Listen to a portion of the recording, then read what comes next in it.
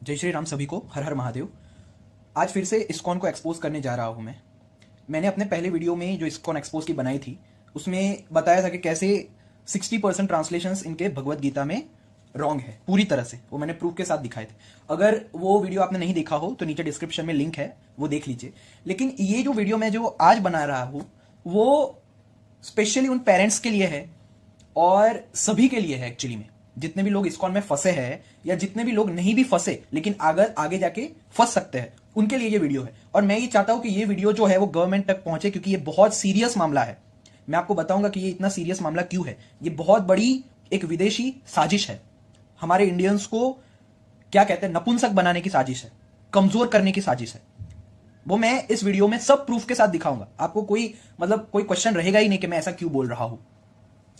देखिए, भगवत गीता बहुत पुरानी ग्रंथ है, बहुत पुराना है। लेकिन आप सोचो कि ये भगवत गीता जैसी महान ग्रंथ को पढ़ के लोग कर्मयोगी बने थे। अर्जुन ने अपनी कायरता को छोड़ के, अपनी नपुंसकता को छोड़ के वो युद्ध के लिए सजग हुआ था। और भगवत गीता को पढ़ के ही बड़े बड़े महापुरुष हुए हमारे यहाँ। वीर शिवाजी, महाराणा प्रताप आदि बड़े बड़े कर्मयोगी हुए भगवत गीता को पढ़ के। लेकिन क्या आपने सोचा है कि आजकल लोग भगवत गीता पढ़ के नपुंसक क्यों हो रहे हैं? तो क्या भगवत गीता में कोई कमी है, या तो फिर लोग सही भगवत गीता नहीं पढ़ रहे? एक विदेशी षड्यंत्र है भगवत गीता के पीछे, जो लोगों को सही भगवत गीता का जो ज्ञान है उनसे वंचित कर रहे हैं और हर जगह अपनी जो झूठी भगवत गीता है उसका प्रचार कर रहे हैं, ताकि लोग भगवत गीता के वास्तविक ज्ञान से वंचित हो जाए और एक नपुंसक की भांति उनके ऑर्गेनाइजेशन में ज्वाइन हो जाए। हां, आपने सही समझा। Bhagavad Gita as it is, या कहो भगवत गीता यथारूप, इस्कॉन की भगवत गीता इस तरह से लिखी गई है कि उसे पढ़ते ही लोग उसके ऑर्गेनाइजेशन में ज्वाइन हो जाएंगे। क्यों हो जाएंगे उसका रीजन मैं आपको यहां पे प्रूफ के साथ दिखाऊंगा कि ऐसा क्यों हो रहा है। बहुत सारे जो ये वीडियो देख रहे हैं उनमें से कितने की माता पिता होंगे जो रो भी रहे होंगे कि मेरा बेटा जो है या मेरी बेटी जो है वो भगवत गीता इस्कॉन की पढ़ के इस्कॉन के ऑर्गेनाइजेशन में ज्वाइन हो गई या हो गया। तो मैं आज वो दिखाने वाला हूं कि ऐसा क्या है इस्कॉन की भगवत गीता में कि जिससे पढ़ने के बाद लोग साइकोलॉजिकली कमजोर हो जाते हैं, साइकोलॉजिकली ऐसे ब्रेन वॉश हो जाते हैं कि लोगों को कर्मयोग नहीं करना, लोगों को योग नहीं करना, लोगों को ध्यान, ज्ञान मार्ग कुछ नहीं अपनाना, सिर्फ इस्कॉन के ऑर्गेनाइजेशन में ज्वाइन हो जाना। ऐसा तो क्या है इस्कॉन की भगवत गीता में? आप लोग देखते हैं कि वो हर जगह प्रचार करते हैं अपना, तो आपको लगता है अरे देखो ये तो सनातन धर्म का प्रचार कर रहे हैं। नहीं, वो लोग सनातन धर्म का प्रचार नहीं कर रहे हैं। यही सबसे बड़ी गलतफहमी है और वो मैं आज प्रूफ के साथ आपको सब दिखाऊंगा। आपके ये सारे क्वेश्चंस हमेशा के लिए मिट जाएंगे और मेरी बातों पे कोई डाउट नहीं रहेगा जब मैं प्रूफ दिखाऊंगा। वो लोग इतना प्रचार कर रहे हैं ताकि लोग उनकी ऑर्गेनाइजेशन में जुड़े और उनके ऑर्गेनाइजेशन का बिजनेस बढ़े, और उसको ये सब फंडिंग मिल रही है क्रिश्चियन और जूइश मिशनरीज से कि लोग जो है इंडिया के हिंदू लोग वो नपुंसक हो जाए, वो कर्मयोग का मार्ग छोड़ दे, धर्म का मार्ग छोड़ दे, अपना जो वर्णाश्रम धर्म है वो सब छोड़ दे और इनके ऑर्गेनाइजेशन में चले जाए और इनके ऑर्गेनाइजेशन का खूब धंधा हो। ये है उनकी वास्तविकता। अब आप लोग, मुझे पता है, बोल रहे होंगे कि ये तो पागल है, कुछ भी बोल रहा है, लेकिन ये बात नहीं है। जब मैं प्रूफ दिखाऊंगा आपको तब आप ये नहीं बोल पाएंगे कि मैं पागल हूं। मैं आपको प्रूफ के साथ दिखाऊंगा कि क्यों Bhagavad Gita as it is या यथारूप आपको नहीं पढ़नी चाहिए, और क्यों जो भी माता पिता अपने बच्चों की भलाई चाहते हैं उनको ये भगवत गीता नहीं लानी चाहिए। नहीं तो आपका बच्चा जो है वो कर्म नहीं करेगा, वो धर्म के राह पे नहीं चलेगा, वो गुलाम हो जाएगा इन पाखंडियों का, इन गुरुओं का, कि जिन्होंने ऐसी बातें लिखी है Bhagavad Gita as it is में कि लोग उनके ऑर्गेनाइजेशन में जाके ज्वाइन हो जाए। ऐसी साइकोलॉजिकल अटैक हो रही है। आप नहीं जानते कि ब्रेन वॉशिंग कैसे होती है। जैसे इस्लाम में ये कुरान ब्रेन वॉशिंग के लिए बनाई गई, जैसे क्रिश्चियनिटी में बाइबल बनाई गई और वो लोग धंधा कर रहे हैं, वैसे ही भगवत गीता जैसी पवित्र बुक को, कि जिसको बहुत सारे लोगों ने अनेकों वर्षों से पढ़ा और वो लोग महान बने, महान कर्मयोगी बने, लेकिन वही भगवत गीता का ऐसा ट्रांसलेशन जो इस्कॉन ने किया, जो अब्राहमिक मिशनरीज के इंफ्लुएंस में आके इस्कॉन ने किया, वो ऐसा ट्रांसलेशन है जिसे पढ़ते ही लोग नपुंसक बन रहे हैं, लोग कर्म से भाग रहे हैं और उनके ऑर्गेनाइजेशन में जाके ज्वाइन हो रहे हैं। मैं इस बात को प्रूफ कर दूंगा इसी वीडियो में। चलिए शुरू करते हैं। ये मेरे पास इस्कॉन की भगवत गीता है। भक्ति वेदांत स्वामी प्रभुपाद, इस दुनिया का सबसे नपुंसक इंसान जिसने ये भगवत गीता लिखी, ऐसी ट्रांसलेट की अब्राहमिक मिशनरीज के कहने पे। शर्म की बात है, लोग अपना धर्म बेच देते हैं अब्राहमिक मिशनरीज के कहने पे। अब इन्होंने क्या किया है अपनी भगवत गीता में, मैंने अपने पहले इस्कॉन एक्सपोज के वीडियो में आपको बताया था कि सारी जगह, चाहे कर्म योग हो उसमें भी भक्ति ट्रांसलेट किया है, सांख्य योग हो उसमें भी भक्ति ट्रांसलेट किया है, ज्ञान योग हो उसमें भी भक्ति ट्रांसलेट किया है, सब जगह भक्ति ट्रांसलेट किया है। लेकिन मैं ये जो स्पेसिफिक वीडियो है वो सिर्फ कर्म योग पे आधारित है कि लोग कर्म योग क्यों छोड़ रहे हैं इस्कॉन की गीता को पढ़ के और क्यों इनकी ऑर्गेनाइजेशन में ज्वाइन हो रहे हैं। मैं आपको उसका कारण दिखाने जा रहा हूं। देखो, इन लोगों ने जहां जहां गीता में कर्म योग लिखा है श्लोक में, वहां वहां उन्होंने अपने ट्रांसलेशन में भक्ति की है, भगवत सेवा, भक्ति और कृष्ण भावनामृत जैसे नाम लिख के अपने ऑर्गेनाइजेशन की और लोगों को आकर्षित किया है कि मेरी ऑर्गेनाइजेशन में ज्वाइन हो जाओ। क्योंकि मैं आपको बताऊंगा सब, कृष्ण भावनामृत संघ इनकी ऑर्गेनाइजेशन का जो नाम है, इस्कॉन, कृष्ण कॉन्शियसनेस, कृष्ण भावनामृत संघ भी जिसे कहते हैं। तो इसमें ऐसे शब्द यूज किए गए, इस्तेमाल किए गए हैं कि लोगों को ऐसा लगे कि पूरी गीता कृष्ण भावनामृत है और कृष्ण भावनामृत इस्कॉन का नाम है, तो चलो हम इस्कॉन में जाके ज्वाइन हो जाते। देखो, इतना लंबा लेक्चर जो मैंने दिया, अब उसको ही मैं प्रूव करने जा रहा हूं। ये देखिए, हर एक श्लोक इनके गलत ट्रांसलेटेड मैं आपको दिखाऊंगा, और ये कैसे साइकोलॉजिकली लोगों को नपुंसक बना रहे हैं, लोगों को अपने ऑर्गेनाइजेशन का दास बना रहे हैं, लोगों को हर प्रकार के मार्गों से विमुख करके अपना गुलाम बना रहे हैं, अपने ऑर्गेनाइजेशन का बिजनेस बढ़े उसके लिए। उसके जो जो रॉन्ग ट्रांसलेशन इन लोगों ने किए हर जगह, उसको मैं दिखाऊंगा आपको। देखिए, दूसरे अध्याय का 44वां श्लोक, भोग ऐश्वर्य आसक्ता नाम तया पर्यत चेतसाम। अब देखो, इसमें बुद्धि ही समाधो, यहां पे कहीं आपको भक्ति दिख रहा है, कहीं पे भी भक्ति नहीं लिखा। यहां पे भी इनफैक्ट ये जो इन लोगों ने ट्रांसलेट किया है, भोग यानी भौतिक भोग, ऐश्वर्य, फिर आसक्तों के लिए ऐसी वस्तुओं से मोहग्रसित चित्त वाले, दृढ़ निश्चय वाली। देखो, ये बुद्धि को भगवान की भक्ति, समाधो यानी नियंत्रित मन में कभी नहीं घटित होती। बुद्धि का क्या किया? भगवान की भक्ति। इसलिए आप देखेंगे इस्कॉन वालों में बुद्धि नहीं होती। फिर ये देखो ट्रांसलेट, जो लोग इंद्रिय भोग तथा भौतिक ऐश्वर्य के प्रति अत्यधिक आसक्त होने से ऐसी वस्तुओं से मोहग्रस्त हो जाते हैं, उनके मनों में भगवान के प्रति भक्ति का दृढ़ निश्चय नहीं होता।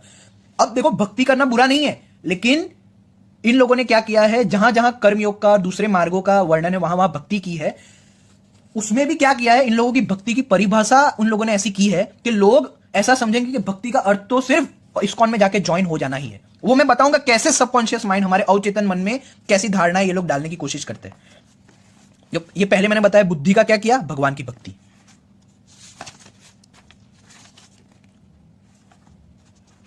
अब देखिए, योगस्थः 2.48 श्लोक इनका, योगस्थः कुरु कर्माणि संग त्यक्त्वा धनंजय सिद्ध्यै सिद्ध्यो समो भूत्वा समत्वम योग उच्यते। देखो, यहां पे कृष्ण ने समत्व का अर्थ समझा दिया। ये सही श्लोक उन लोगों ने ट्रांसलेट किया है। एक्चुअली में ये श्लोक मैंने क्यों दिखाया, ये क्यों मैं दिखाना चाह रहा हूं, क्योंकि आप समझो कि योग का मतलब भगवत गीता में कृष्ण ने क्या लिखा है, क्या कहा है। और यही योग जहां जहां अब आएगा आगे श्लोक में, वहां वहां देखना इस्कॉन वालों ने योग का अर्थ ट्रांसलेशन में क्या बदल दिया है। अब ये वाला श्लोक मैं दिखा रहा हूं उन पाखंडी इस्कॉन वालों को कि देखो योग का अर्थ क्या है। हे अर्जुन, जय अथवा पराजय की समस्त आसक्ति त्याग कर समभाव से अपना कर्म करो, ऐसी क्षमता योग कहलाती है। तो यहां पे कृष्ण कहते हैं कि जय पराजय की आसक्ति को त्याग कर समभाव से यानी एकत्व में समत्वम योग उच्यते, अपना कर्म करो, ऐसी क्षमता योग कहलाती है। ये देखो सही ट्रांसलेट किया है इसमें, लेकिन ये योग को ही, ये कृष्ण ने योग का अर्थ बता दिया। अब इसी योग को आगे इन दुष्ट लोगों ने कैसे ट्रांसलेट किया है और क्या कमेंट्री की है, वो आप देखना।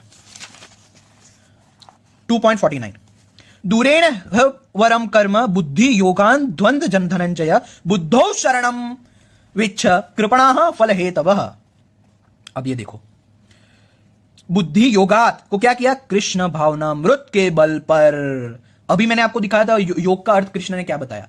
और बुद्धि योग यानी बुद्धि को क्षमता में रख के, बुद्धि को कंट्रोल में करके अपना कर्म योग निभाओ। लेकिन ये देखो क्या किया, बुद्धि योगात का किया कृष्ण भावनामृत के बल पर। ये लोग कृष्ण भावनामृत क्यों लिखते हैं, ये भी मैं आपको दिखाऊंगा। ये एक साइकोलॉजिकल अटैक है आपके दिमाग में। मैं कहूंगा कि ये गवर्नमेंट को ये जो चीज है वो सीरियसली लेनी चाहिए, नहीं तो सारे लोग नपुंसक बन जाएंगे इस्कॉन में जा जाके। हे धनंजय, फिर कृष्ण भावनामृत, ये देखो यहां पे कहीं पे भी भक्ति नहीं लिखा। बुद्धौ शरणम विच्छा के बुद्धि को कंट्रोल करके अपना योग यानी कर्म योग करो, समत्वम योग उच्यते, जो यहां पे कृष्ण ने योग का अर्थ बताया। लेकिन इसी योग को ये लोग देखो क्या करते हैं। हे धनंजय, भक्ति के द्वारा समस्त गर्हित कर्मों से दूर रहो और उसी भाव से भगवान की शरण ग्रहण करो। जो व्यक्ति अपने सकाम कर्म फलों को भोगना चाहते हैं वे कृपण है। अब आप सोचेंगे कि क्यों आपके बच्चे गीता को पढ़ के भी कर्मयोगी नहीं बनते, तो इसका कारण यह है कि ये देखो ये लोग क्या लिखते हैं। बुद्धि योगों को यहां पे तो कृष्ण भावनामृत लिख दिया और यहां पे सीधा इसको कह दिया भक्ति के द्वारा समस्त गर्हित कर्मों से दूर रहो कर्मों से दूर रहो भक्ति के द्वारा।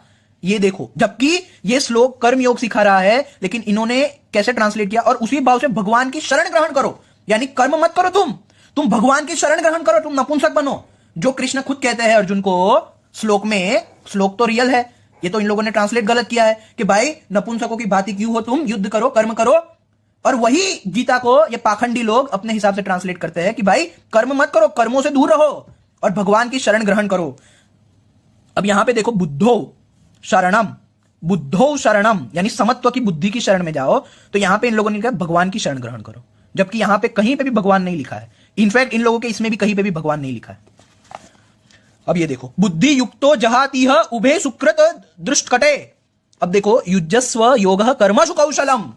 बुद्धि, यहां पे कहीं भक्ति लिखा है, कहीं नहीं लिखा, यहां पे भी नहीं। ये देखो, बुद्धि युक्त को किया भक्ति में लगा रहने वाला, मुक्त हो सकता है इस जीवन में दोनों अच्छे तथा बुरे फल, अतः योगाय को किया भक्ति के लिए। इस तरह लग जाओ कृष्ण योग को फिर से लिखा कृष्ण भावनामृत, समस्त कार्यों में कुशलता कला है। इस तरह से वो आपके बच्चों को भटका रहे हैं। आपके बच्चे जो है ना, वो भगवत गीता पढ़ के कर्मयोगी नहीं नपुंसक बन रहे हैं। उसका कारण यह है कि ऐसे पाखंडी लोग आपका दुरुपयोग कर रहे हैं, आपको मूर्ख बना रहे हैं। और हम इतने बेवकूफ है कि हमें संस्कृत आती नहीं, और हम ऐसे मूर्खों से मूर्ख भी बनते हैं। अब देखो, बुद्धि युक्त होके ये कर्म करना सिखा रहे। योग कर्मसु कौशलम, कर्मसु कौशलम यानी अपना एक कर्म को कुशलता से अच्छी तरह करो, यह है योग।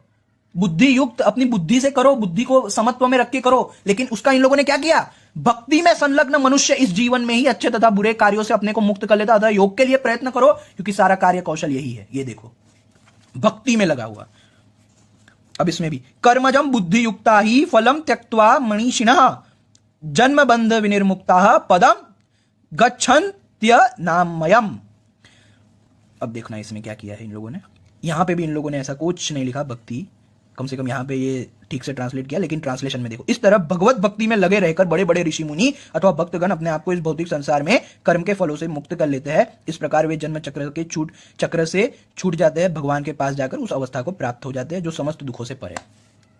यहां पे लिखा है कर्मजम बुद्धि युक्ता, कि जो कर्म योग करता है बुद्धि युक्त यानी कुशलता से, समता वाली बुद्धि से, कि जो ना पराजय या जय की इच्छा करता हो, ना उसको इफेक्ट होता हो किसी भी, ना जय का ना पराजय का। ऐसे व्यक्ति जो है वो परम गति को प्राप्त होते हैं। लेकिन यहां पे इन लोगों ने क्या किया, इस तरह भगवत भक्ति में लगे रहकर, देखो भगवत भक्ति, कर्मजम बुद्धि युक्ता को भगवत भक्ति, जबकि यहां पे ऐसा कुछ नहीं लिखा है।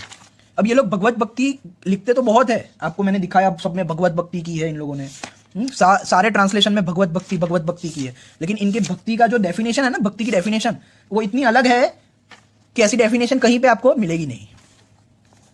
विषया विनिर वर्तन्ते निहारास्य देहिनः रसवर्जम रसोयस्य परम दृष्ट्वा निवर्तते। देखो अब इसको क्या किया, यहां पे भी कहीं पे आपको श्लोक में भक्ति नहीं दिख रहा। इनफैक्ट यहां पे भी भक्ति नहीं किया कहीं पे। यहां पे लिखा है कि विषया यानी इंद्रिय भोग की वस्तुएं दूर लेने के लिए अभ्यास की जाती है, यानी इंद्रिय भोग से दूर रहो, उसका अभ्यास करो। देहवान जीव के लिए स्वाद का त्याग करता है, भोगेच्छा उसका अत्यंत उत्कृष्ट वस्तुएं अनुभव होने पर वह समाप्त हो जाता है।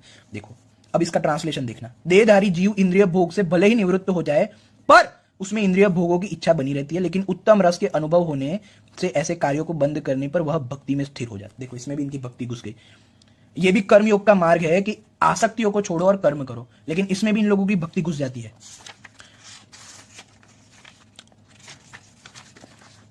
2.65 प्रसादे सर्व दुखानां हानिरस्योपजायते प्रसन्न चेतसो ह्रासृ बुद्धि पर्यवतिष्ठते। प्रसादे भगवान की अहेतु की कृपा प्राप्त कर सभी भौतिक दुखों शयनाश उसके होता है। प्रसन्न चित्त वाले की निश्चय ही तुरंत बुद्धि पर्याप्त स्थिर हो जाती है।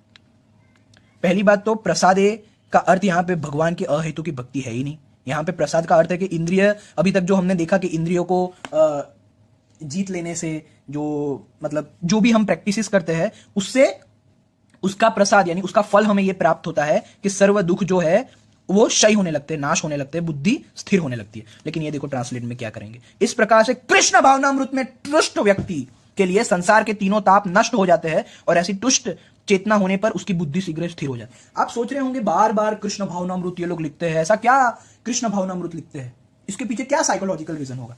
आपको पता है उनके संगठन का नाम क्या है इस्कॉन वालों का? कृष्ण भावनामृत संघ। और बार बार जब ये लिखते हैं ना कृष्ण भावनामृत अपने ट्रांसलेशन में, तो जो बेचारे भोले भाले बच्चे हैं जिनको संस्कृत पढ़नी नहीं आती, या फिर कहो कि जो संस्कृत पढ़ के नहीं पढ़ते, जो सिर्फ हिंदी में ट्रांसलेशन पढ़ लेते, तो उनके मन में कैसी एक इफेक्ट जाती है। आज जिन लोगों ने साइकोलॉजी पढ़ी हो या जानते हो उनको पता होगा। कृष्ण भावनामृत जैसे शब्द पढ़ने से उनको लगता है, और ऊपर से ऐसी लाइन कि कृष्ण भावनामृत में तुष्ट व्यक्ति के लिए संसार के तीनों टाप नष्ट हो जाते हैं, कि जो कृष्ण यानी इन लोगों के संघ में जाके ज्वाइन होने से संसार के तीनों टाप नष्ट हो जाते हैं। जबकि यहां पे कर्म योग की बात चल रही है, कर्म योग की बात चल रही है यहां पे, और कर्म योग को तो पूरी तरह से भक्ति कर दिया है। नास्ति बुद्धिर युक्तस्य न चायुतस्य भावना न चाभवयतः शांति शांतस्य कुतः सुखम। अब ये भी यहां पे देखो, जो कृष्ण भावनामृत में परमेश्वर से संबंधित नहीं है उसकी ना तो बुद्धि दिव्य होती है और ना ही मन स्थिर होता है, जिसके बिना शांति की कोई संभावना नहीं है। शांति के बिना सुख हो भी कैसे सकते? देखो, कृष्ण भावनामृत में परमेश्वर से संबंधित नहीं, यानी इनके ऑर्गेनाइजेशन में ज्वाइन होना, इनके भक्ति करना, उस वहां पे जाके परमेश्वर से जिनका संबंध नहीं है उसको सुख नहीं मिल सकता, उसकी बुद्धि दिव्य नहीं हो सकती, उसको शांति नहीं मिल सकती। जबकि क्या यहां पे ऐसा कहीं लिखा है? यहां पे लिखा है बुद्धिर युक्तस्य, कि जो अपनी बुद्धि से काम नहीं लेता। और यहां पे देखो अयुक्तस्य का किया, कृष्ण भावना से संबंधित न रहने वाला।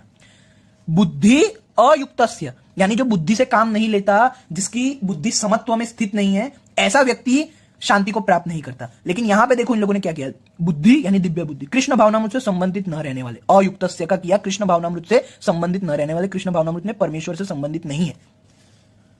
इस तरह के ट्रांसलेशन किए हैं कि आपका बच्चा जो है वो ये पढ़ के उसको ये साइकोलॉजिकल इफेक्ट होगा। और कमेंट्री तो मैं दिखा ही नहीं रहा अभी, असली जहर तो इन लोगों ने कमेंट्री में डाला है कि ऐसी ऐसी बातें लिखी है कि लोग इनके संग में जाके ज्वाइन हो जाते हैं, वी लगा के घूमने लगते हैं, नाचने कूदने पाखंड मचाने लगते हैं, सबके कानों में शोर मचाने लगते हैं। इस प्रकार की कमेंट्री में भी हर जगह कृष्ण भावना भावित हुए बिना शांति की कोई संभावना नहीं हो सकती। ये देखो कृष्ण भावना भावित, इनके संघ का नाम है कृष्ण भावनामृत संघ, कि भाई इनके संघ में ज्वाइन हुए बिना किसी को सुख ही नहीं मिल सकता। ये इफेक्ट ये लोग अपने ट्रांसलेशन से लोगों के मन में ये डालना चाह रहे हैं। इतना बड़ा षड्यंत्र विदेशियों का इन पाखंडी बिजनेस ऑर्गेनाइजेशन का है, लेकिन गवर्नमेंट कुछ नहीं कर रही, क्योंकि डेमोक्रेसी ने हमें लगता है बहुत, कई बार लगता है डेमोक्रेसी बहुत हार्मफुल है, क्योंकि इसी के कारण दुष्ट लोग जो है वो बहुत बढ़ रहे हैं। ये देखो कर्मयोग का क्या करते हैं ये लोग। अब आया कर्मयोग। लोकेश कृष्ण कह रहे हैं, श्री भगवान वाच निष्ठा पुरा प्रोक्ता मया दद्य ज्ञान योगेन सांख्यानाम कर्म योगेन योगिनाम। अब ये श्लोक इतना इंपॉर्टेंट है क्योंकि कृष्ण ने यहां पे क्या कहा है कि अभी तक जो लोग थे वो ज्ञान योग और कर्म योग से मुक्ति प्राप्त करते थे, लेकिन इन लोगों ने देखो क्या किया है ट्रांसलेशन। ये देखो, श्री भगवान ने कहा लोके संसार में इस 2 प्रकार की श्रद्धा पहले की गई मेरे द्वारा हे निष्पाप, ज्ञान योग के द्वारा ज्ञानी योग का, भक्ति योग के द्वारा ये देखो कर्म योग का भक्ति योग, कर्म योगी ना भक्ति योग के द्वारा, और योगी नाम का क्या, भक्तों का। वाह। अब ट्रांसलेशन देखना, हे निष्पाप अर्जुन, मैं पहले ही बता चुका हूं कि आत्म साक्षात्कार का प्रयत्न करने वाले 2 प्रकार के पुरुष होते हैं। कुछ इसे ज्ञान योग द्वारा समझने का प्रयत्न करते हैं, तो कुछ भक्तिमय सेवा के द्वारा। कर्मयोग गया, देखा आपने, कर्मयोग को उड़ा डाला, इसलिए आपके बेटे नपुंसक बन रहे हैं इस्कॉन में जा जाके, क्योंकि जहां जहां कर्मयोग है वहां वहां भक्तिमय सेवा, भक्ति, कृष्ण भावनामृत, भगवत सेवा, कृष्ण भावना भावेद, इन शब्द से आप सबकॉन्शियस माइंड में ये इफेक्ट आती है कि भाई इस्कॉन में नहीं जाऊंगा तब तक कुछ होने ही नहीं वाला, क्योंकि इन लोगों ने अपनी गीता में से कर्म योगी निकाल दिया है, सांख्य योगी निकाल दिया है, ज्ञान योगी निकाल दिया। इनके लिए तो सब भक्ति भक्ति भक्ति, और भक्ति भी कैसी, कृष्ण भावनामृत वाली। भक्ति का अर्थ भी कृष्ण भावनामृत वाली, कि भाई देखो साइकोलॉजिकल कैसे इफेक्ट करते हैं। मैं इनकी अभी कमेंट्री तो नहीं दिखाने वाला क्योंकि वो बहुत लंबा वीडियो हो जाएगा, लेकिन इनकी कमेंट्री अगर किसी ने पढ़ी हो, किसी ने भगवत गीता पढ़ी हो, और या तो फिर किसी के घर पे हो, तो उनको बोलना कि इनकी कमेंट्रीज पढ़े। कमेंट्री में ये लोग पता है क्या लिखते हैं, कृष्ण भावनामृत या कहो भक्ति का अर्थ पता है क्या लिखते हैं? ये लोग लिखते हैं कि भाई देखो कृष्ण भावनामृत या भक्ति का अर्थ ये है कि बस पूरे दिन भगवान की कथा सुनो, वैष्णवों का संग करो। अगर वैष्णवों का संग नहीं किया तो तुम्हारी भक्ति है ही नहीं, तुम्हारी भक्ति आगे नहीं बढ़ सकती। वैष्णव यानी उनके जैसे भक्त हो, उनका संग करो। फिर क्या लिखता है, फिर क्या बताता है सबको, पूरे दिन सिर्फ प्रसाद खाओ, पूरे दिन भगवान को देखा करो, पूरे दिन भगवान 3-4 टाइम आरती होती है इन लोगों की, तो 3-4 टाइम आरती करा करो भगवान की, उनकी सेवा करो, वो है भक्ति। तो ये सब उन्होंने अपनी कमेंट्री में डाला है अपनी। ये तो भगवत गीता है ना, ये पाखंडी प्रभुपाद ने इतनी सारी बुक लिखी है और इस तरह से लिखी है कि इसकी ऑर्गेनाइजेशन इतनी बिजनेस करती है, मतलब बिजनेस बढ़ाने के लिए लिखा है, इस प्रकार से सब कुछ लिखा है। तो आप सोच रहे होंगे इससे क्या, इससे क्या, ये कहने से कि ये सब करो, उससे क्या? अरे उससे ही मेन धंधा है, आप लोग समझे नहीं। अब देखो, व्यक्ति अगर ऐसा पढ़ेगा कि सिर्फ वैष्णव का संग करो का अर्थ क्या है, कोई व्यक्ति जो ये भगवत झूठी ट्रांसलेटेड पढ़ेगा वो कहेगा सिर्फ वैष्णव का संग करो, मेरे घर पे तो आधे से ज्यादा लोग नास्तिक है, कोई इस और जो आस्तिक है तो कोई उसकी करता है, कोई इसकी पूजा करता है, और भक्ति का अर्थ तो यह है वैष्णव का संग करो। तो यार मैं तो घर पे भक्ति नहीं कर सकता। फिर ये लिखते हैं कि पूरे दिन प्रसाद खाओ, तो यार वो भी नहीं हो सकता। फिर लिखते हैं कि कांदा लहसुन और वो सब मत खाओ, तो बोलेंगे अरे अब तो ये सब नॉर्मल है, मम्मी पापा बनाते ही है, तो अब मैं क्या करूं, मैं तो फंस गया, और अगर ये सब नहीं करूंगा तो भक्ति हो नहीं पाएगी मेरी। फिर होता है कि फिर लिखा होता है कि सिर्फ कथा सुनो भगवान की, पूरे दिन सुनो तो सिर्फ भगवान का, कहो तो सिर्फ भगवान का, पूरे दिन भगवान का नाम लो, पूरे दिन भगवान का सुनो, पूरे दिन आरती उतारा करो, भगवत सेवा किया करो, उनको देखा करो।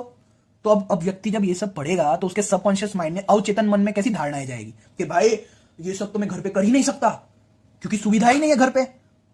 अब घर पे मेरे कहने से तो कांदा लहसुन बंद नहीं होगा, घर पे मेरे कहने से तो सब वैष्णव हो नहीं जाएंगे कि सब विष्णु भक्त हो जाए। अब घर पे मेरे कहने से तो पूरे दिन प्रसाद में खा नहीं पाऊंगा, पूरे दिन अब सिर्फ भगवान को देखना है, ऐसा तो संभव नहीं, क्योंकि रिस्पॉन्सिबिलिटीज है, पढ़ाई करनी है, ये सब कमा धमा के सबको लाना है, फिर ये काम करना है, वो काम करना है। तो पूरे दिन भगवान को कैसे देखा करूंगा मैं, पूरे दिन भगवान की कथा कैसे सुनूंगा मैं, पूरे दिन चैंटिंग इनकी चैंटिंग कैसे करूंगा मैं, पूरे दिन कथा कैसे सुनूंगा मैं। ये सबकॉन्शियस माइंड में वो व्यक्ति सोचता है जब ऐसे ट्रांसलेशन पढ़ता है, तो ऐसी कमेंट्रीज पढ़ता है। तो देखो हर जगह कृष्ण भावनामृत में कार्य करता है, कृष्ण भावनामृत के सिद्धांतों पर चलते हैं।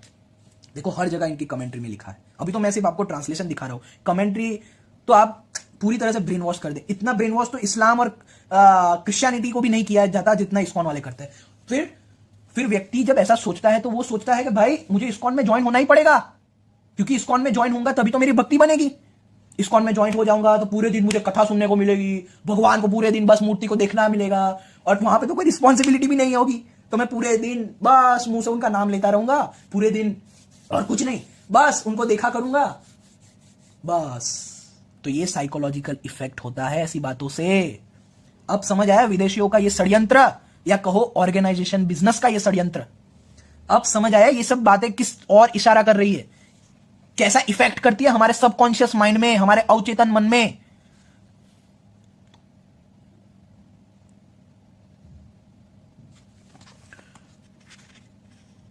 ये देखो हर जगह कृष्ण भावनामृत, कृष्ण भावनामृत, कृष्ण भाव, हर जगह कृष्ण भाव, और इसलिए इनका संघ का नाम क्योंकि कृष्ण भावनामृत संघ है, इसलिए ये ऐसा लिखते हैं। देखो हर जगह कृष्ण भावनामृत। अरे पूरी कमेंट्री में उतने अक्षर नहीं होंगे जितने कृष्ण भावनामृत लिखा है। और ये इफेक्ट होता है व्यक्ति के दिमाग में, क्योंकि इनकी भक्ति की परिभाषा ऐसी है कि लोगों को लगेगा कि जब तक मैं इस्कॉन को ज्वाइन नहीं करूंगा या करूंगी तब तक मेरी भक्ति नहीं हो पाएगी, मैं भक्ति कर ही नहीं पाऊंगा। तो अब पता चला कि आपके बच्चे या बेटी क्यों इस्कॉन में ज्वाइन हो रहे हैं, क्योंकि उन लोगों ने ऐसी ट्रांसलेशन पढ़ी है जो कि रियल ट्रांसलेशन है ही नहीं। जिस भगवत गीता को पढ़ के मुझे दुख हो रहा है, मुझे दुख हो रहा है, आप लोग को हंसी आ रही है, मुझे दुख हो रहा है। मुझे दुख इस बात का है कि जिस भगवत गीता को पढ़ के लोग कर्मयोगी बने, हाँ इतने बड़े बड़े कर्मयोगी बने, उसी भगवत गीता को पढ़ के लोग कर्म को छोड़ रहे हैं। क्यों छोड़ रहे हैं? क्योंकि उनको रियल भगवत गीता पढ़ाई ही नहीं जा रही। एक बिजनेस ऑर्गेनाइजेशन जो अपना धंधा चलाने के लिए लोगों को अपने ऑर्गेनाइजेशन में ज्वाइन करने के लिए पूरी भगवत गीता की ऐसी ट्रांसलेशन करती है कि लोग जिसे पढ़ के उनके बिजनेस ऑर्गेनाइजेशन में शामिल हो जाए, उनके बिजनेस का पार्ट, और उनको गुलामों की तरह फिर कि भाई प्रचार करो, जाओ प्रचार करो। और ये सारा पैसा वो लोग अपने, क्योंकि इस्कॉन विदेशी संगठन है, भूलना मत। इस्कॉन का मेन केंद्र अमेरिका में है, ये बात बार बार हम भूल जाते हैं, इसलिए हमें समझ नहीं आता कि ये विदेशी षड्यंत्र कैसे है। हम ये भूल जाते हैं कि इस्कॉन का मेन केंद्र अमेरिका में है, और यहां पे या दूसरे जो कंट्रीज है उनसे लोगों को स्लेव्स बना के, नपुंसक बना के, अपने ऑर्गेनाइजेशन का गुलाम बना के उनकी खुद की बिजनेस ग्रोथ वो लोग करना चाह रहे हैं। इसे मार्केटिंग कहते हैं। लेकिन लोगों को इतनी बात समझ में नहीं आती, क्योंकि लोग बेवकूफ हो गए हैं कलयुग में। जहां बुद्धि नहीं दौड़ानी वहां पे बहुत बुद्धि दौड़ती है लोगों की, लेकिन जहां पे रियल ब्रेन की जरूरत है वहां पे सब ब्रेनलेसों की तरह घूमते हैं। देखो ये भी कर्मयोग का है ये चैप्टर पूरा। और ये देखो दूसरी ओर, यदि कोई निष्ठावान व्यक्ति अपने मन के द्वारा कर्मेंद्रियों को वश में करने का प्रयत्न करता है और बिना किसी आसक्ति के कर्मयोग यानी कृष्ण भावनामृत, यानी इनके कर्मयोग यानी भक्ति, कृष्ण भावनामृत संघ में जाके ज्वाइन हो जाओ, यही इनके लिए कर्मयोग है, तो वह अति उत्कृष्ट है। ये देखो यहां पे कर्मयोग कम सप्ताह उसका क्या कृष्ण भावनामृत में। ऐसे तो बहुत ट्रांसलेशन में पहले भी दिखा चुका हूं, लेकिन ये स्पेशली ये जो मेरा मुद्दा है इस वीडियो में, वो मुझे लोग कर्मयोग को क्यों छोड़ रहे हैं इस पे मैं बना रहा हूं, इसलिए मैं सिर्फ कर्मयोग के ट्रांसलेशन दिखा रहा हूं आपको गलत। बाकी तो इन लोगों ने पूरी गीता गलत ही की है। 60% रॉन्ग ट्रांसलेशन, मैंने लिंक में अपना वो वीडियो का रेफरेंस दिया है, लिंक में वो देख लीजिए कि 60% रॉन्ग ट्रांसलेशंस को भी मैंने एक्सपोज किया है इनके। लेकिन ये सिर्फ कर्मयोग के बारे में, ये देखो, ये कृष्ण भावना भावित कर्म, कि इनके एक ऑर्गेनाइजेशन में ज्वाइन हो जाओ और प्रचार प्रसार करो, ये है वास्तविक कर्मयोग। इस प्रकार के इंप्रेशन लोगों के मन में डाल रहे हैं ये लोग।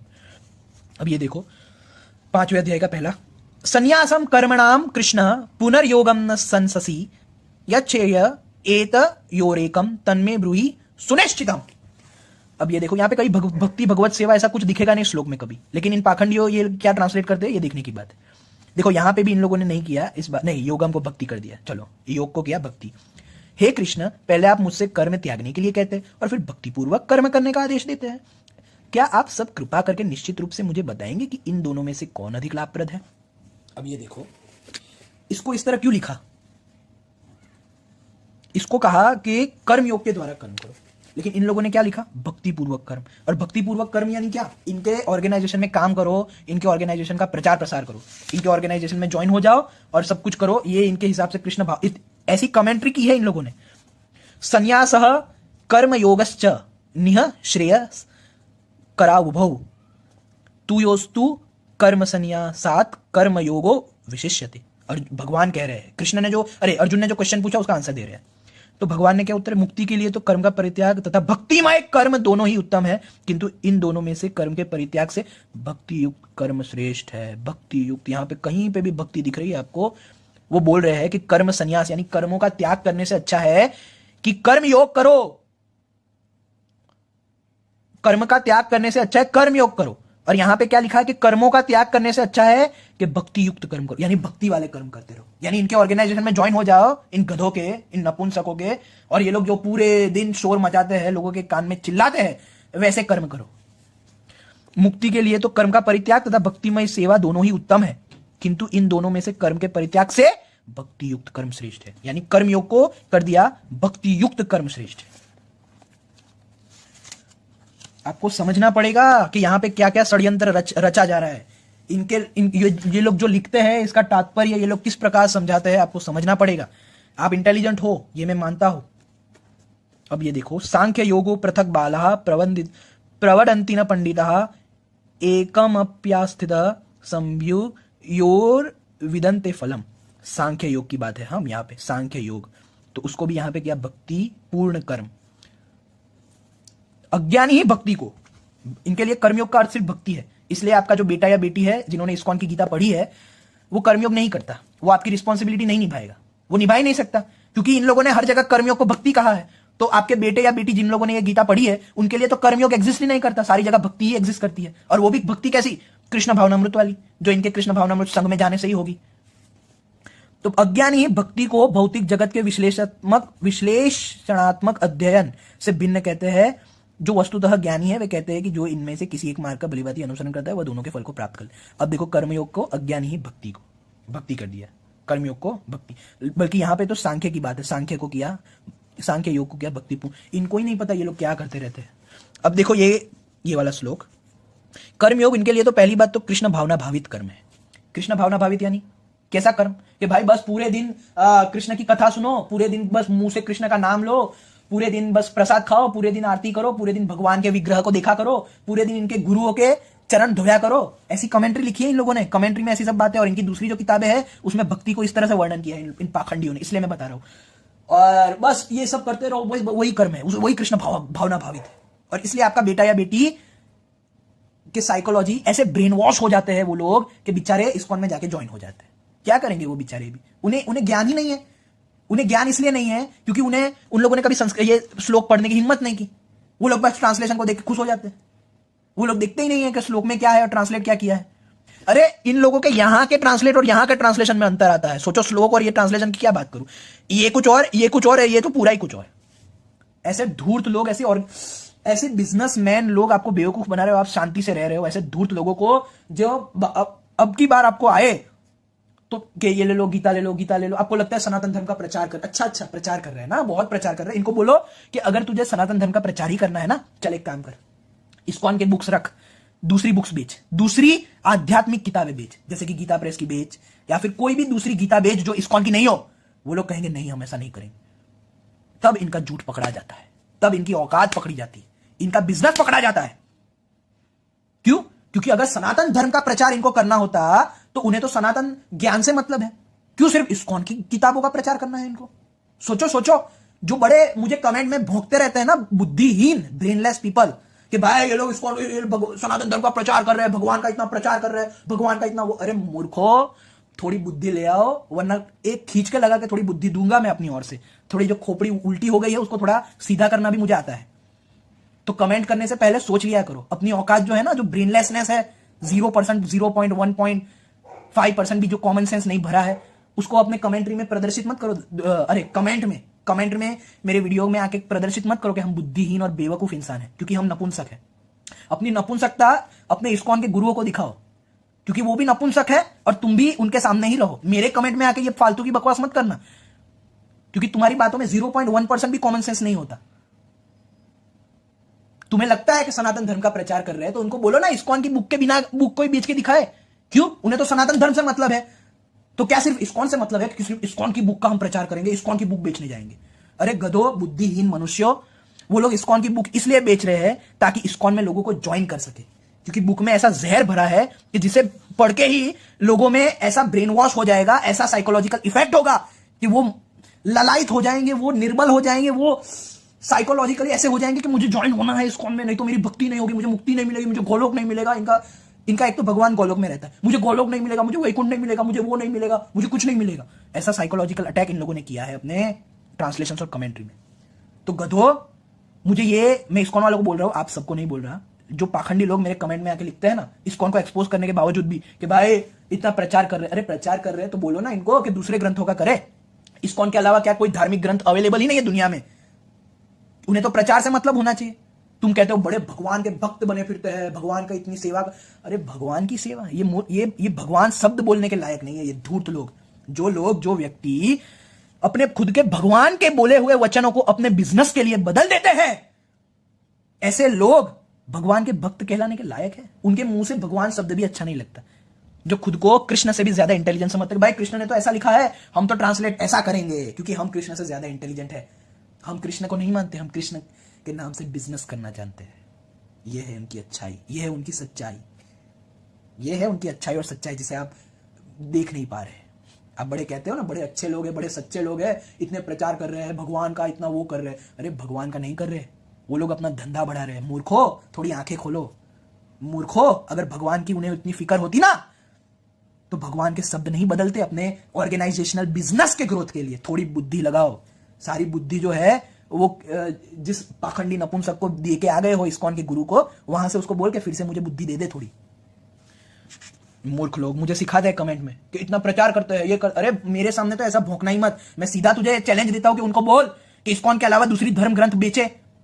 अरे दूसरे किसी भी सेक्ट का बेचे, दूसरे किसी भी, क्यों? इस्कॉन के अलावा कोई गीता है ही नहीं दुनिया में। वो बेच के दिखाए अगर उनमें औकात है तो, क्योंकि उन्हें तो सनातन धर्म के प्रचार से मतलब होना चाहिए, अपनी कृष्ण के प्रचार से होना चाहिए। तो फिर उन्हें क्या मतलब कि इस्कॉन के ग्रंथ बेचू या उसके? लेकिन वो नहीं करेंगे, और तब तुझ में अकल आएगी कि उनकी वास्तविकता क्या है। ये देखो, संन्यासस्तु महाभावो। अब देखो योग युक्तों को क्या किया। योग युक्तों को भक्ति में लगे बिना केवल समस्त कर्मों का त्याग करने से कोई सुखी नहीं बन सकता, परंतु भक्ति में लगा हुआ विचारवान व्यक्ति शीघ्र ही परमेश्वर को प्राप्त कर। लिखो, यहाँ पे कहीं पे भी भक्ति नहीं लिखा है, कहीं पे भी लिखा है यहाँ पे योग युक्तो लिखा है। और यहाँ पे योग युक्त को देखो क्या क्या, भक्ति में लगा हो। हर जगह कर्म योग हो तो भी भक्ति, योग हो भक्ति, सांख्य योग भक्ति, ध्यान योग भक्ति, ज्ञान योग भक्ति। दुनिया के सारे योग इनके कुत्तों के लिए भक्ति। और भक्ति भी कैसी? इनके ऑर्गेनाइजेशन में ज्वाइन हो जाओ, बस यही भक्ति है। देखो यहाँ पे भी योग युक्तो विशुद्धात्मा विजितात्मा जितेंद्रिय सर्वभूतान भूतात्मा।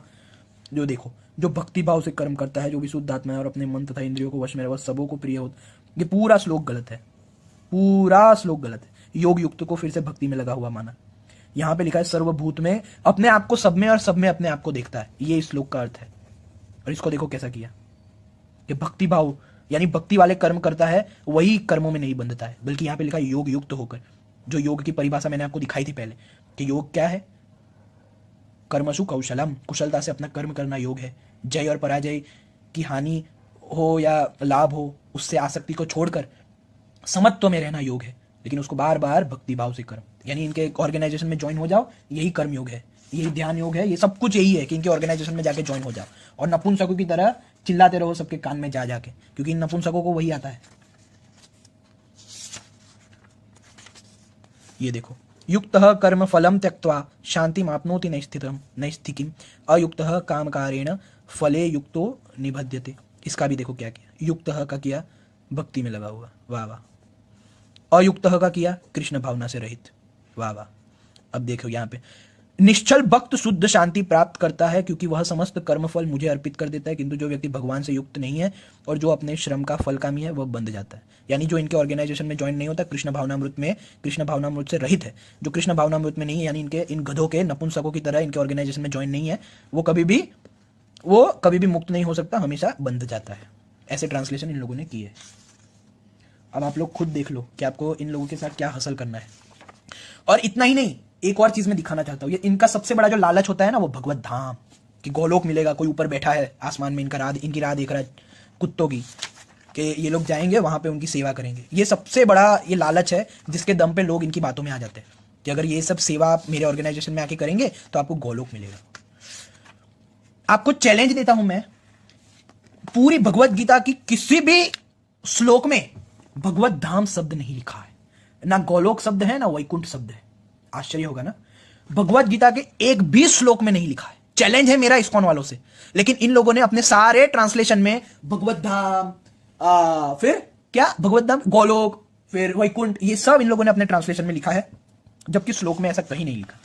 ये भी साइकोलॉजिकल इफेक्ट कि लोगों को लालच कि भाई लोग आएंगे, भक्ति क्यों करेंगे लोग, कि लोगों को लालच देनी है कि ऊपर कोई बैठा है आसमान में राह देख रहा है तुम्हारी कुत्तों की, क्योंकि तुम्हारे सेवा के बिना तो उसे कुछ मतलब सूझेगा नहीं। तुम जब तक सेवा नहीं करोगे, वी लगा के घूमने वाले पाखंडी हो, तब तक तो भगवान का कुछ हो नहीं सकता। उन्हें तो सेवा चाहिए ना तुम्हारी। एक और चीज मैं दिखाना चाहता हूं,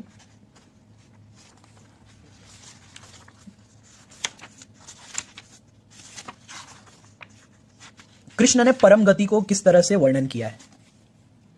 ये लोग परम गति, ये लोग मानते हैं ना कि गोलोक वृंदावन ये सभी परम गति है और उसके लिए ये सब इनके ऑर्गेनाइजेशन में ज्वाइन हो जाना अच्छा होता है, तभी मिलेगी। देखो कृष्ण खुद परम गति किसे कहते हैं, आज देख लो इस्कॉन वालों, जिनको ये गलत फहमी है ना कि कोई गोलोक या वैकुंठ ऊपर है। अरे गधो, थोड़ी शर्म करो, थोड़ी शर्म करो।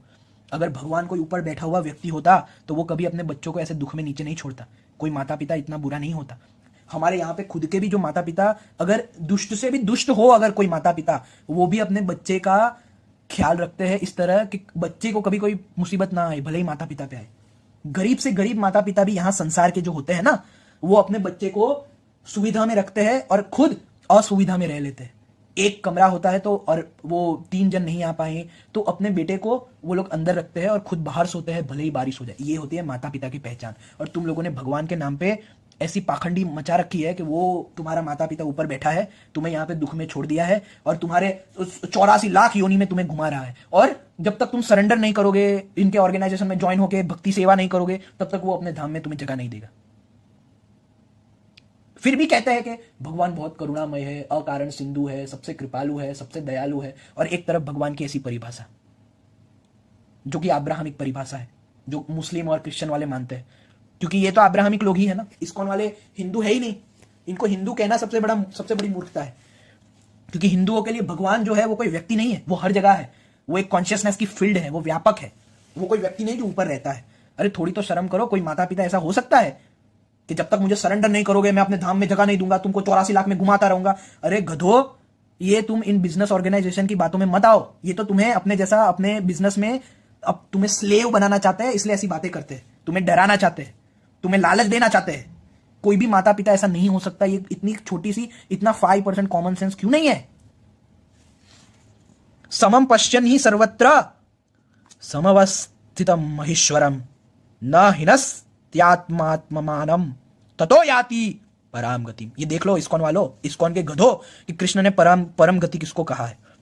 जो व्यक्ति परमात्मा को सर्वत्र तथा प्रत्येक जीव में समान रूप से वर्तमान देखता है, वह अपने मन के द्वारा अपने आप को भ्रष्ट नहीं करता। इस प्रकार वह दिव्य गंतव्य को प्राप्त होता है।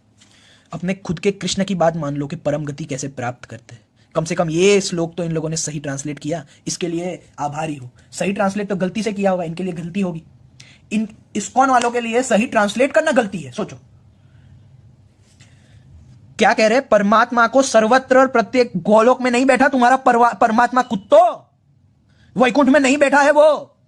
कृष्ण की बात तो मानो नपुंसको, कि जो व्यक्ति परमात्मा को सर्वत्र तथा प्रत्येक जीव में समान रूप से वर्तमान देखता है, वह अपने मन के द्वारा अपने आप को भ्रष्ट नहीं करता। इस प्रकार वह दिव्य गंतव्य, यानी यह है परम गति, कि सबको परमात्मा रूप देखना, सब जगह परमात्मा को देखना। बल्कि तुम इस्कॉन वाले तो सबको ये सिखाते हो कि भाई शिव जी की भक्ति मत करो, कृष्ण वो दुर्गा जी की मत करो, दूसरे देवी देवता की, सिर्फ कृष्ण की भक्ति करो। दूसरे लोगों से द्वेष करो, सिर्फ वैष्णवों का संग करो। दूसरे लोगों की बात मत सुनो, सिर्फ वैष्णवों की बात सुनो। ऐसी चीजें तुम लोग सिखाते हो ताकि लोगों को ऐसा साइकोलॉजिकल इफेक्ट हो कि भाई वैष्णव का ही संग करना है, मुझे कृष्ण भावनामृत में ज्वाइन होना पड़ेगा, क्योंकि मेरे घर पे तो वैष्णव है नहीं, मेरे घर पे तो हर समय प्रसाद बनता नहीं है, 3 टाइम आरती मैं कर नहीं सकता, कांदा लहसुन बिना कुछ खा नहीं सकता। सॉरी, कांदा गुजराती वर्ड है, प्याज लहसुन बिना मैं कुछ खा नहीं सकता, और मम्मी पापा मानेंगे नहीं, और मेरे ऊपर इतनी रिस्पॉन्सिबिलिटी है। उससे अच्छा चलो ये ऑर्गेनाइजेशन में ज्वाइन हो जाओ, क्योंकि इसमें ज्वाइन हुए बिना भक्ति होगी नहीं, भक्ति नहीं होगी तो मुक्ति है नहीं, क्योंकि पूरी गीता में भक्ति है, ना कर्म योग है, ना ज्ञान योग है, ना सांख्य है, बस पूरी गीता में भक्ति है। ये इफेक्ट होता है इस ऑर्गेनाइजेशन इस्कॉन नामक विदेशी, सबसे बड़ा विदेशी षड्यंत्र जो है इस्कॉन नामक, ये इफेक्ट कर रही है आपके बच्चों के दिमाग में और आपके भी दिमाग में। तो कृष्ण ने कह दिया भाई कि जो व्यक्ति परमात्मा को सर्वत्र प्रत्येक जीव में दिखता है, तो भाई उसकी सेवा करना ही, यानी व्यक्ति की सेवा करना, दुनिया की सेवा करना ही प्रभु की सेवा है, क्योंकि वो परमात्मा सबके अंदर आत्मा रूप से स्थित है। देखो आत्मा नाम आत्मा को पहुंचता है दिव्य गंतव्य। यही बात देखो, ये परम गति जो यहां में कृष्ण ने कही ना, वो मैं आपको उपनिषद से दिखाता हूं। उपनिषद से जान लो, उपनिषद सबसे हाईएस्ट अथॉरिटी है, इसे वेदांत कहते हैं। इस्कॉन के ढोंगियों, इतना तो पता होगा। कठोपनिषद है ये, कठोपनिषद, 3री वल्ली का 2 अध्याय का 10वां श्लोक। जब मन के सहित 5 ज्ञानेंद्रियां भली भांति स्थिर हो जाती है और बुद्धि भी किसी प्रकार की चेष्टा नहीं करती, उस स्थिति को परम गति कहते हैं। देख लिया परम गति का मतलब। तुम्हारे आसमान में जाके तुम्हारा भगवान बैठा है, जिसकी जाके तुम सेवा करोगे नपुंसको, उसको परम गति नहीं कहते।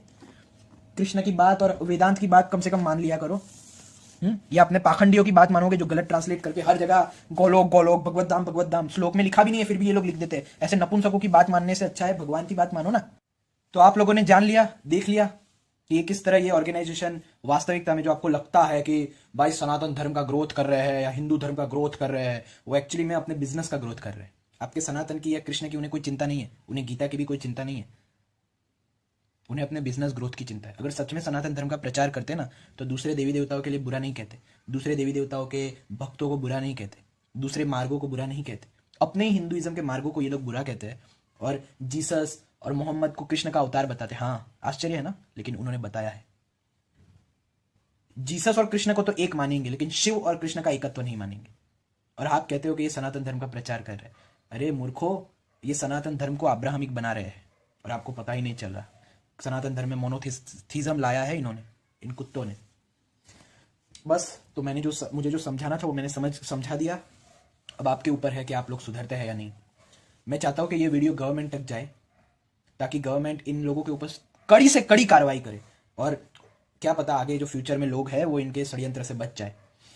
आप ये वीडियो को शेयर कीजिए, पब्लिसिटी के लिए नहीं, शेयर कीजिए ताकि जो लोग इनके षड्यंत्र में फंसे हैं वो बच जाए। और आगे भी अगर कोई माता पिता Bhagavad Gita as it is, जो इस्कॉन वाली गीता है, वो ना खरीद सके, ताकि उनके बेटे बेटी या उनका जो परिवार है वो उजड़े ना, उनका परिवार बचा रहे और सब लोग कर्मयोग का पालन करें। कर्मयोग का पालन नहीं होगा और नपुंसकता आ जाएगी, सब भक्ति में लगे जाएंगे, तो क्या होगा इससे अब्राहमिक जो उन लोगों के जो वो है मिशनरीज, वो और पावरफुल हो जाएंगे कि लोग कुछ कर नहीं रहे हैं, इंडियंस तो सब सिर्फ भक्ति में लगे हैं और हम इंडिया को कंगाल कर देंगे। ये है उनका मेन मुद्दा। समझने वाले समझ जाएंगे, लेकिन जो नहीं समझेगा वो तो ना समझ ही रहेगा, उसका तो कुछ हो भी नहीं सकता। स्वयं ब्रह्मा विष्णु महेश भी उन्हें नहीं समझा सकते, क्योंकि ब्रेन ही नहीं है समझने के लिए ब्रेन चाहिए ना।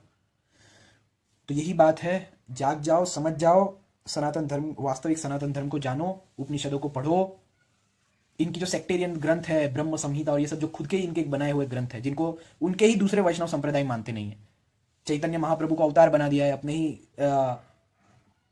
सेक्टेरियन ग्रंथों में झूठे ट्रांसलेशंस कर करके। बाकी कोई भी दूसरा वैष्णव संप्रदाय, न रामानुजाचार्य का, न माधवाचार्य का, न वल्लभाचार्य का, कोई भी संप्रदाय चैतन्य महाप्रभु का अवतार नहीं मानता, ये देख लो। तो इन सब षड्यंत्रों से बचो। चैतन्य महाप्रभु की हिस्ट्री इन लोगों ने बदली है। चैतन्य महाप्रभु की हिस्ट्री आज 7 भाग में डिवाइडेड है। आपको पता है, गौड़िया का जो मठ है ना, जिसका ये पार्ट है इस्कॉन, 7 भाग में डिवाइडेड हो गया है, और सातों के पास चैतन्य महाप्रभु की पूरी अलग अलग 7 अलग कहानियां हैं। तो ये देख लो, चैतन्य महाप्रभु को डिस्ट्रॉय करके रख दिया है। बल्कि वो अद्वैतवादी थे, चैतन्य महाप्रभु ने अद्वैत का ज्ञान दिया था, लेकिन उनकी हिस्ट्री अवेलेबल नहीं है।